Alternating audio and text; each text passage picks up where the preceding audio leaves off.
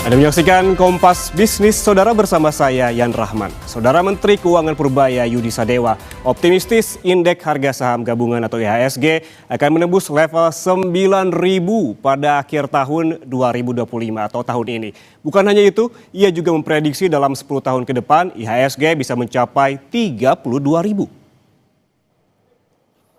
Purbaya mengungkapkan proyeksi ini adalah hasil pengamatan tren pasar modal dan siklus bisnis selama beberapa dekade terakhir. Mantan Ketua LPS ini juga menambahkan proyeksinya mengacu pada tren historis yang memperlihatkan bahwa IHSG dapat tumbuh 4 hingga 5 kali lipat dalam satu siklus bisnis. Meski demikian, Purbaya juga tidak menafikan adanya saham gorengan yang dapat mengganggu kinerja indeks dalam jangka panjang karena kenaikan artifisial. Namun Menteri Keuangan optimistis karena banyaknya saham fundamental bagus dengan kapitalisasi pasar yang besar.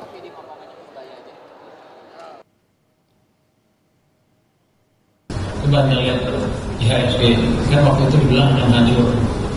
Orang pasar itu pintar-pintar, mereka akan menganalisa perkataan saya seperti apa, kebijakan saya seperti apa, mereka akan implement dalam bentuk posisinya di portofolio.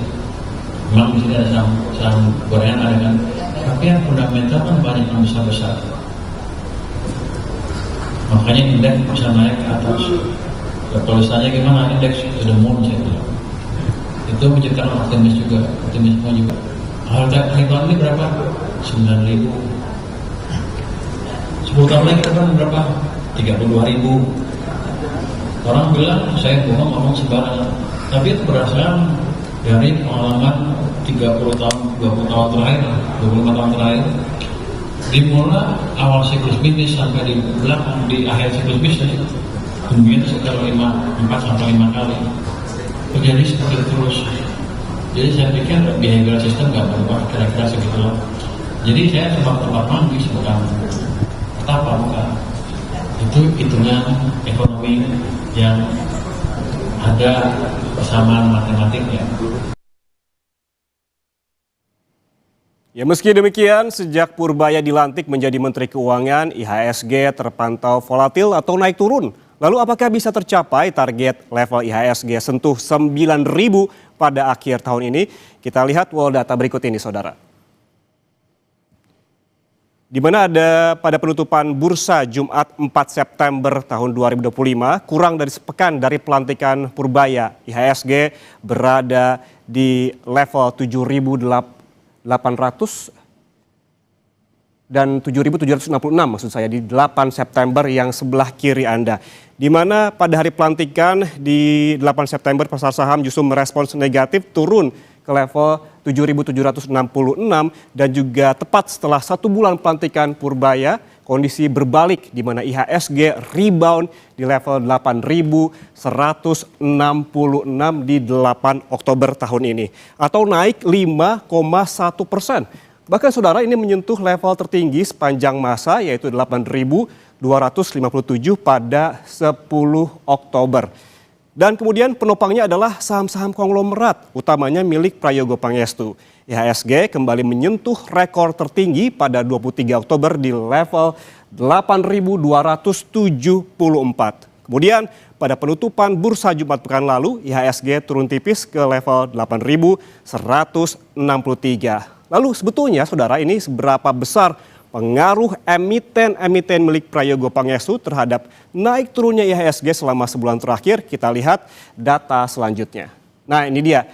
Di sini saudara, berdasarkan data Bursa Efek Indonesia untuk perdagangan 6 hingga 10 Oktober 2025, PT Petrindo Jaya Kreasi yang bergerak di sektor pertambangan mineral dan juga energi dengan kode saham cuan jadi penggerak terbesar IHSG sebesar 34,6 poin dengan kenaikan 51,88%. Ini disusul dengan Barito Pasifik dan juga Chandra Daya Investasi alias BRPT dan CDIA yang masing-masing berkontribusi 25,6 dan 17,1 indeks poin. Sementara itu saudara, Barito Renewable Energy atau BREN menyumbang 12,3 poin dengan kapitalisasi saham publik sebesar 173,16 triliun rupiah bukan hanya pengerek IHSG, saham-saham milik Prayogo Pangestu juga jadi biang keladi, di mana IHSG sempat ambruk pada akhir Oktober lalu. Lebih jelas kita lihat data berikutnya. Nah, di sini terlihat saudara ada fenomena tak biasa yang terjadi pada 27 Oktober di mana IHSG ambruk lebih dari 3% hanya dalam hitungan menit. Saham-saham milik Prayogo Pangestu masuk dalam 10 emiten yang paling membebani kinerja IHSG. Tak tanggung-tanggung, total kehilangan kapitalisasi emiten-emiten Prayogo ditaksir mencapai 126 triliun rupiah. Kehilangan paling jumbo adalah emiten brand, ini sebesar 69,44 triliun rupiah. Kemudian ada BRPT dan juga Cuan yang masing-masing 30 dan juga 20 triliun. Dan selanjutnya ada juga PTRO, CDIA dan TPIA dengan masing-masing hilang di bawah 3 triliun rupiah. Meski demikian, saham-saham milik Prayogo Pangestu perlahan bangkit, namun apakah masih menguasai kapitalisasi pasar terbesar? Kita lihat data selanjutnya. Ya, jawabannya adalah masih. Data dari Bursa Efek Indonesia, market cap terbesar masih diduduki oleh brand sebesar 1046,88 triliun rupiah. Kemudian disusul oleh BCA sebesar 1009,9 triliun, ada juga DCI ini 826,5 triliun rupiah dan juga masih ada emiten milik Prayogo Pangestu yaitu TPIA sebesar 802,39 triliun rupiah dan ada BIAN 802,39 triliun rupiah. Saudara, optimisme Menteri Keuangan di mana IHSG sentuh 9.000 akhir tahun ini sedikit banyak juga dipengaruhi aksi beli asing yang perlahan mulai masuk pada sesi perdagangan Jumat pekan lalu. Ada 1,13 triliun yang masuk. Kemudian seminggu terakhir ada 5,5 triliun rupiah yang masuk dan 1 bulan terakhir ada 14 triliun rupiah yang masuk ke pasar saham Indonesia. Lalu saudara, faktor apa lagi yang bisa dijadikan acuan fundamental agar target IHSG sentuh 9.000 pada akhir tahun ini bisa tercapai? Jangan kemana-mana, Kompas Bisnis sesaat lagi akan mengulasnya lebih lengkap untuk Anda tentunya. Saudara, target Menteri Keuangan Purbaya Yudi Sadewa IHSG to the moon, yaitu 9.000 pada akhir tahun 2025. Apakah bisa tercapai jika melihat faktor domestik dan juga global? Kita langsung bahas bersama senior research analis Panin Sekuritas, Akil Triadi. Selamat pagi Mas Akil. Iya, halo, selamat pagi Mas Ian. Mas Akil, bagaimana nih? Ada optimisme yang sama to the moon 9.000 di akhir tahun ini IHSG? Ya, kami dari Panin Sekuritas melihat target 9.000 ini ya mungkin saja ya akan bisa tercapai oleh IHSG kita ya. Namun kalau kami melihat bahwa target dari Panin Sekuritas itu di level 8.500 di tahun 2025 ini. Kenapa? Karena memang saat ini kita lihat daripada kebijakan dari domestik itu juga cukup positif. Dari Pak Purbaya kan udah kasih insentif ya ke perbankan untuk disalurkan ya kepada market ekonomi. Nah, ini yang bisa mendorong dari daya beli dan juga perbaikan pertumbuhan GDP kita. Nah, terus kalau kita ngelihat ke globalnya ini juga lumayan positif karena kalau kita lihat ini juga mendorong optimisme dari para investor. Pertama, kita coba lihat dari suku bunga The Fed. Kemarin kan kita tahu bahwa The Fed udah memangkas suku bunganya 25 basis point sesuai ekspektasi kita. Namun kan kekhawatiran nanti Desember gitu ya. Apakah di Desember ini The Fed memang tidak mau ya memangkas suku bunganya? Tapi kalau ini dipangkas lagi di bulan Desember gitu ya, kami melihatnya mungkin potensi dari target kami untuk IHSG 8.500 ini akan tercapai bahkan akan melampaui gitu ya. Karena sekarang concernnya tidak hanya dari suku bunga The Fed, tapi juga terkait tensi dagang antara Amerika Serikat dan juga China ya. Nah, ini kan sudah mulai mereda gitu ya Mas ya. Karena kalau sudah ada kepastian, sudah ada perkembangan dari ekonomi yang kembali berjalan gitu ya, dari siklusnya, dari global juga jalan, terus dari domestiknya juga jalan, ini tidak menutup kemungkinan untuk IHSG kembali rally gitu ya. Karena apalagi kalau kita bahas juga secara beberapa waktu lalu, saham-saham fundamental yang memang sudah teruji kayak big caps-nya banks gitu ya, BCA, BMRI, Telkom, dan lain-lain itu sempat terkoreksi karena dari para investor sendiri fokusnya kepada saham-saham konglomerasi. Nah, sekarang ini sudah mulai berbalik gitu ya, mereka melihat oh saham-saham fundamental nih udah mulai murah gitu ya dengan Hmm. valuasi sekarang gitu. Jadi kita lihat juga ada inflow asing ke saham-saham yang punya market cap yang cukup besar dan punya fundamental yang sudah teruji gitu ya dalam bahkan beberapa tahun terakhir gitu. Oke, kita lihat secara domestik tadi disebutkan oleh Mas Akil terkait dengan insentif yang diberikan oleh Pak Purbaya. Kemudian sebetulnya apalagi sih ekosistem yang bisa mendukung target ini bisa tercapai terutama di bursa saham? Iya, tadi kita sudah sebutkan ya selain di domestik, lalu juga ada tadi di globalnya dari The Fed, terus juga dari sisi perang dagang antara Amerika Serikat dan juga China ini sudah mulai mereda itu yang akan mendorong dari ISG kita. Apalagi kalau kita lihat di tahun 2026 kan ini juga masih ada potensi untuk dari The Fed bahkan juga Bank Indonesia untuk kembali memangkas suku bunganya mereka. Nah, biasanya kalau suku bunga itu dipangkas, ini tahunnya akan cukup positif banget Mas untuk kepada apa ya investor melihat oh ini akan ada perkembangan dari perusahaan-perusahaan untuk bisa melakukan ekspansi karena biaya dananya murah untuk mereka ngajuin kredit juga akan lebih ekspansif nantinya kalau suku bunganya rendah gitu ya. Nah, kita ngelihatnya ketika dari optimisme itu hadir dari para pemangku kebijakan, ini akan mendorong pergerakan IHSG kita ya at least dalam sampai nanti Desember itu akan lebih positif dibandingkan pada beberapa tahun belakangan yang kita lihat gerakannya agak cukup flat dan bahkan Oke. kalau kita bicarakan IHSG kita sudah mulai all time high ya gitu ya, beberapa kali all time high dan apalagi kalau kita bicara Desember gitu ya, harapan dari para Hmm. investor biasanya adalah window dressing. Nah, harapannya adalah ketika di akhir-akhir tahun itu adanya perbaikan kinerja keuangan di kuartal keempat biasanya dari emiten. Dan kalau kita lihat juga dari Pak Purbaya kan juga menegaskan gitu ya kepada para eh, apa namanya pemimpin daerah untuk mengeluarkan budgeting mereka untuk mengeluarkan supaya perputaran ekonominya jalan gitu ya. Nah, ini kan sebenarnya juga menjadi positif untuk daya belinya kita akan kembali bergeliat gitu ya. Kalau kita lihat dengan adanya hal-hal seperti itu, kebijakan yang lebih tegas, ini investor pasti akan suka. Namun Hmm. terkait dengan kebijakan dari Pak Purbaya ya terkait untuk memberikan insentif kepada perbankan 200 triliun itu terus juga yang kita khawatirkan adalah dalam beberapa tahun ke depan ini terkait dengan NPL gitu ya ataupun juga kredit macet ketika kita sudah gelontorkan dana untuk memudahkan mengajukan kredit ataupun juga dananya sudah diberikan ke likuiditas pasar khawatirnya adalah terkait dengan NPL gimana nih nanti kalau Hmm. gencar-gencaran gitu ya melakukan ekspansi ke perbankan. Namun Oke. kalau kita lihat secara jangka pendek dan menengah harusnya sih masih positif, Mas. Oke, kalau kita melihat tadi di sektor perbankan begitu, terutama Himbara sudah ada uang yang digelontorkan 200 triliun kepada bank-bank Himbara begitu. Kemudian di sini juga kinerjanya seperti apa yang Anda lihat dan juga Danantara digenjot untuk memaksimalkan hal ini yang hingga saat ini bahkan belum terlihat begitu. Ya, kalau kita melihatnya dari sisi Danantara lalu juga Kementerian Keuangan kasih ke perbankan gitu ya. Harapannya memang dari para investor ya, ini kita melihat dari sisi investornya dulu. Investor ngelihat ketika ada Danantara masuk ke bank-bank Himbara ini, terus juga ada gelontoran dana dari Menteri Keuangan, ini harusnya akan lebih positif karena investor ngelihatnya ketika ada Danantara adalah dividen. Nah, harapannya dividen yang akan diberikan oleh bank-bank Himbara ini akan lebih besar dibandingkan pada tahun-tahun sebelumnya sebelum ada Danantara masuk dalam bank-bank BUMN ini. Nah, kita ngelihatnya itu yang menjadi katalis positifnya karena mereka akan Hmm. mengincar dari dividen dari para investor.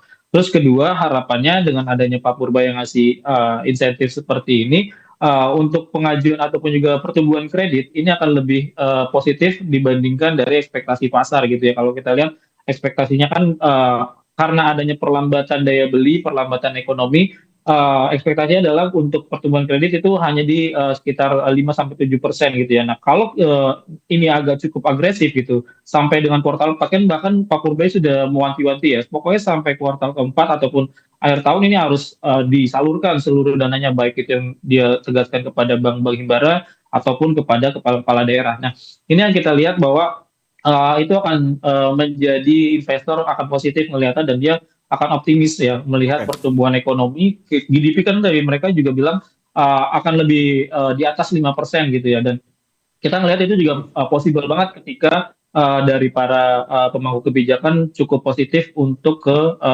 marketnya gitu ya bahkan Bank Indonesia pun juga sejalan gitu ya. Mereka sudah pangkas suku bunga beberapa kali di tahun ini. Harusnya ini akan lebih positif dalam jangka pendek dan jangka menengah kami melihat. Cuman Oke. yang perlu dipertanyakan adalah jangka panjangnya seperti apa nanti, apakah akan takutnya NPL perbankan meningkat ataupun juga terjadi inflasi, itu juga yang menjadi khawatiran pasar sebenarnya. Oke, yang juga menjadi angin segar di pasar modal akhir-akhir ini, Mas Akil, ini ada aksi beli asing yang perlahan masuk meskipun tidak menutup yang keluar sebelumnya begitu. Dan yang masuk itu adalah didominasi oleh emiten-emiten blue chip. Apakah Anda melihat prediksi ke depannya justru angin berbalik arah dari emiten konglomerat kembali ke emiten-emiten blue chip?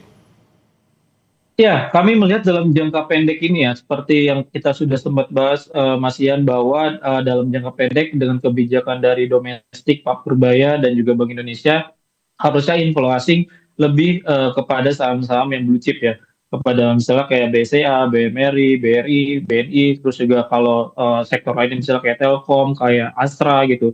Kita lihat itu inflow asing dalam beberapa hari terakhir itu masuk ya ke saham-saham yang punya fundamental sudah teruji lah ibaratnya dalam bahkan 10 tahun, 20 tahun belakangan. Nah, itu yang kami lihatnya adalah kenapa investor asing masuk ke dalam saham-saham tersebut sudah balik lagi gitu, walaupun kalau kita lihat secara year to date itu masih net sell gitu ya. Nah, teman dalam jangka pendek ini kalau kita lihat ini pertama terkait dengan valuasi. Valuasi dari saham-saham fundamental bagus tadi kita sebut itu sudah cukup murah. Kedua terkait dengan result kuartal 3 tahun 2025 ini. Jadi laporan keuangannya overall lebih Hmm. positif dibandingkan kuartal kedua ya. Dan harapannya memang di kuartal keempat akan lebih digencarkan lagi. Apalagi kalau tadi kita ekspektasinya adalah gelontoran dana, terus juga kebijakan yang cukup ketat dari Pak Purbaya, terus juga suku bunga lebih rendah. Harusnya di kuartal 4 kinerja keuangan, laporan keuangan perusahaan itu akan lebih positif juga. Jadi kita lihat itu cukup inline semuanya ya terkait dengan optimisme IHSG kita akan bisa tembus ke level 8.500 atau bahkan ya targetnya Pak Purbaya bisa mungkin tercapai gitu ya. Oke, kalau kita melihat laporan keuangan dari sejumlah bank himbara juga ini merupakan angin segar selain juga dana asing yang masuk ya. Tapi kalau kita bergerak lagi ke saham konglomerat ini Mas Akil, ini di akhir Oktober lalu ini sempat ambruk. Ini diduga dipengaruhi oleh Morgan Stanley Capital International yang akan mengumumkan indeks terbaru pada 5 November. Sebetulnya ini seberapa besar pengaruhnya? Ya, menurut kita cukup besar ya karena mereka mengubah aturan dari free float yang mereka pakai. Yang tadinya misalnya free float yang paling besar adalah kayak banking, BCA, terus juga ada juga beberapa saham konglomerasinya dari Pak Prajogo juga masuk ke MSCI ini kan kalau kita lihat ketika lebih ketat gitu ya. Ibaratnya ini kan kalau secara gampangnya kita bicarakan ini akan lebih ketat untuk penyeleksian saham-saham yang masuk ke MSCI. Nah, saham-saham masuk MSCI ini kan biasanya ataupun juga kalau kita lihat secara historical itu banyak dimasuki oleh investor-investor asing karena mereka juga nggak terlalu melihat gitu ya gimana nih secara fundamental, secara detail ya gitu ya. Nah, ketika sudah masuk MSCI Index, biasanya itu akan fund manager akan terutama yang di asing ya itu akan lebih proven untuk bisa beli saham-saham yang masuk ke MSCI Index. Nah, ketika hal itu terjadi ya bahwa investor asing akan masuk ke MSCI Index itu, terus juga pengetatan dari klasifikasi untuk saham yang masuk ke MSCI Index, ini tentu akan lebih memberatkan saham-saham konglomerasi yang kita Hmm. tahu secara fundamental belum begitu teruji dalam secara historical. Nah, Oke. kita bicara historical gitu ya. Tapi kalau secara jangka panjang, mungkin saja ke depan dari saham-saham tersebut juga punya fundamental yang bagus karena punya growth gitu ya. Nah, yang dilihat adalah dari MSCI ini apakah pengen growth yang cukup signifikan gitu ya, atau memang yang growth-nya stabil kayak saham-saham fundamental yang sudah teruji. Nah, kalau kita ngelihat ya secara jangka pendek ini, ketika adanya pengetatan dari klasifikasi MSCI Index, ini akan mendorong saham-saham yang punya growth yang cukup signifikan kayak saham-saham Pak Prajogo, itu akan terkoreksi gitu ya. Ataupun juga orang akan berpikir, wah ini akan sulit nih dari saham-saham Pak Prajogo untuk masuk ke MSCI Index. Sisanya maksudnya saham-saham yang belum masuk ke MSCI Index akan susah nih. Nah itu yang menjadi kekhawatiran investor. Tapi kita masih tunggu sebenarnya ini belum begitu final karena mereka akan coba hal itu di 2026 kalau nggak salah di bulan Mei untuk kebijakannya itu. Cuman untuk yang terbaru dalam waktu dekat ini tanggal 5 November akan ada pengumuman MSCI Index juga Mas. Jadi ini masih pakai peraturan yang lama mungkin ya, Tuhan. Ini akan menjadi salah satu pendorong juga, salah satu sahamnya Pak Prajogo itu Brand, yang Oke, memang digadang-gadang akan masuk ke MSCI Index Global gitu ya. oke. Mas, Ini yang akan kita cermati tanggal 5 November nanti. oke, Mas Akil, berarti artinya menurut Anda dalam jangka waktu dekat, paling tidak hingga Desember tahun 2025, emiten konglomerat ini tidak akan uptrend lagi begitu seperti sebelumnya. Karena kita kalau melihat historis di bulan Oktober, justru emiten-emiten konglomerat lah yang menjadi penopang IHSG. Iya, betul. Jadi kalau kita lihat dengan adanya sentimen MSCI Free Float ini dirubah gitu ya, harusnya investor akan lebih sedikit khawatir gitu ya. Cuman nanti kita akan lihat di tanggal 5 November ini ketika ada saham baru yang masuk, yang memang yang digadang-gadang itu ada Brand dan juga BRMS ya. Kalau itu bisa benar masuk sesuai ekspektasi pasar, harusnya bisa sedikit menggerakkan saham-saham konglomerasi itu. Namun kalau ternyata Brand yang nggak masuk gitu ya, ekspektasi pasar akan melihat oh berarti emang udah susah nih, akan lebih ketat lagi nih untuk penyeleksian dari MSCI Index. Nah, jadi kalau kita lihat ini tergantung ya untuk di tanggal 5 November nanti untuk pengumuman MSCI Hmm. Index-nya apakah saham Pak Prajogo ini bisa masuk ke MSCI Index Global. Tapi kalau nantinya nggak masuk, ya kami melihatnya ini akan lebih berat ya untuk IHSG ke 8.500 karena sekarang kan pendorongnya ada dua gitu ya Mas ya. Oke. Bisa dari saham konglomerasi ataupun juga dari saham punya fundamental kuat seperti bank banking gitu ya. Nah, itu yang Ini bisa yang patut diantisipasi oleh investor ya, terutama retail yang memegang saham-saham betul. konglomerat ini. Terutama ini apa yang direkomendasikan? Wait and see dulu hingga 5 November nanti atau seperti apa, Mas Akil? Ya, untuk saham-saham konglomerasi kita lihat lebih ke wait and see ya, karena juga dari pergerakannya menjelang biasanya ya ketika ada pengumuman MSCI Index itu akan lebih flat pergerakan dari saham-saham tersebut. Ini yang bisa mendorong bahwa investor juga akan ragu-ragu nih, ini apakah emang masuk atau tidak gitu ya. Jadi kalau kita ngelihatnya sih investor akan lebih menunggu dulu sampai nanti tanggal 5 November ketika pengumuman, otomatis ketika dia masuk ke dalam MSCI Index sahamnya akan menaik ya untuk naik signifikan kalau kita lihat itu seperti itu. Oke, baik secara global tadi sempat disinggung sedikit oleh Mas Akil terkait dengan The Fed yang memangkas suku bunganya 25 basis point. Kemudian ada sentimen global lainnya seperti perang dagang Amerika Serikat Tiongkok yang berakhir, ada konflik Timur Tengah yang masih terus berlanjut. Sebetulnya sentimen apalagi yang mungkin menguntungkan dan mana yang harus diantisipasi untuk mengerek IHSG paling tidak dalam jangka waktu dekat hingga Desember tahun ini? Ya, kita melihatnya untuk di global ya, ini yang paling mendorong adalah terkait suku bunga The Fed. Yang pertama yang memang akan lebih apa ya maksudnya akan lebih terdampak ya kepada ISG kita. Ketika suku bunga The Fed di bulan Desember ini dipangkas gitu ya, ini akan lebih positif ke market kita. Namun karena ada beberapa statement dari pemerintahan Amerika Serikat dan juga dari The Fed mengatakan bahwa di Desember ini belum tentu akan ada pemangkasan suku bunga. Nah, ini yang menjadi wait and see lagi nih dari para pelaku pasar. Nah, yang kedua adalah terkait dengan shutdown-nya dari Amerika Serikat ya kan. Kemarin pas lagi shutdown itu kan ekspektasinya hanya 2 minggu gitu ya. Cuman ini sudah sebulan lebih bahkan ya untuk shutdown di Amerika Serikat ini masih berlanjut. Karena ketika ada shutdown ini, beberapa data tuh nggak bisa kita lihat gitu ya, kayak data tenaga kerja yang biasanya imply kepada kebijakan pemangkasan suku bunga The Fed. Jadi The Fed tuh nggak bisa ngelihat, oh ini ekonomi lagi oke nih atau data tenaga kerja lagi oke gitu ya. Karena sekarang lagi di shutdown, data-data tersebut harus ditunda gitu untuk perilisannya. Nah, ini yang menjadi salah satu khawatiran dari para investor ketika shutdown ini belum bisa eh, apa namanya dibuka kembali ya oleh Presiden Hmm. Amerika Serikat.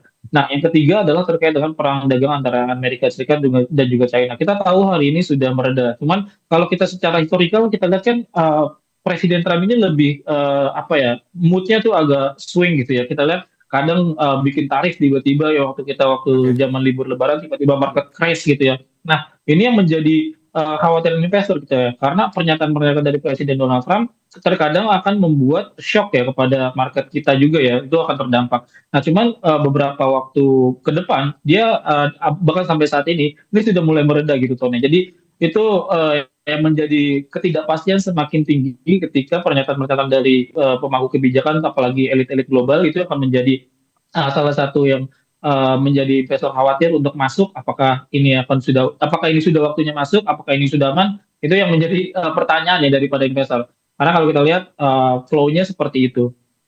Oke, kalau kita mengandai-andai ya, jika memang sesuai target 9.000 di akhir tahun itu harapan yang memang menyenangkan bagi para investor. Bagaimana kebalikannya jika memang tidak sesuai target 9.000 di akhir tahun ini, apa kemudian yang akan terjadi? Bagaimana pengaruhnya terhadap pasar saham Indonesia dan juga bagaimana trust atau kepercayaan para pemegang saham di Bursa Efek Indonesia?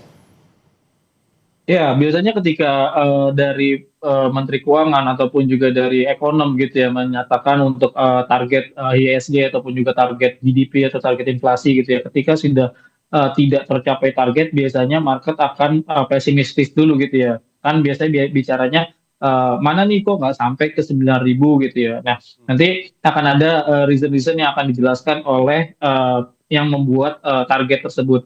Misalnya mungkin ketika adanya penyaluran kreditnya tidak seperti yang diekspektasikan atau untuk daripada penggelontoran dana ke kepala-kepala daerah ini yang harus digerakkan gitu ya.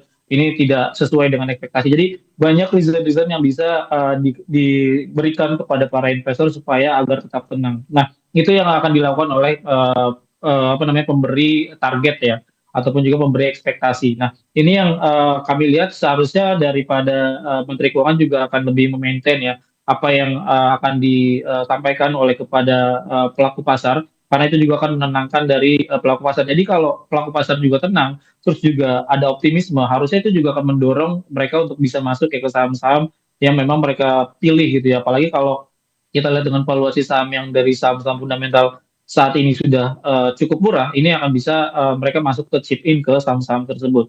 Nah, kalau nanti juga apa namanya tidak sampai ke level 9.000, kami melihat investor tidak akan seperti ibaratnya tidak mau masuk lagi gitu ya ke pasar saham Indonesia. Karena kalau kita lihat sebenarnya dengan pergerakan ISG saat ini masih cenderungnya bergerak naik ke atas terus ya, ataupun kalau bahasa teknikalnya uptrend gitu.